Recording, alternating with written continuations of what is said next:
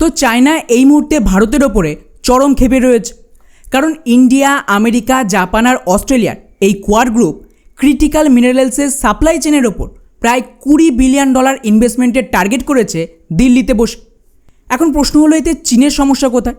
তো সমস্যা হলো লিথিয়াম, কোবাল্ট, নিকেল আর রেয়ার আর্থ মিনারেলস ছাড়া আজকের ব্যাটারি, ইলেকট্রনিক ভেহিকেল, মিসাইল, এমনকি ফাইটার জেট, এই সমস্ত অ্যাডভান্স সিস্টেম তৈরি করা যায় না। আর এখানে চায়নার সবচেয়ে বড় ডমিনেন্স তৈরি হয়েছে।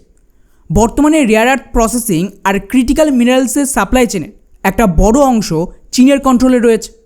মানে ভবিষ্যতের টেকনোলজি আর ডিফেন্স ইন্ডাস্ট্রির ওপরেও বেজিংয়ের কিন্তু বিশাল ইনফ্লুয়েন্স তৈরি হয়েছে। আর সেই কারণে কোয়াড এখন অল্টারনেটিভ সাপ্লাই চেন তৈরি করতে চাইছে, যাতে চায়নার ওপর ডিপেন্ডেন্সিকে কমানো যায়।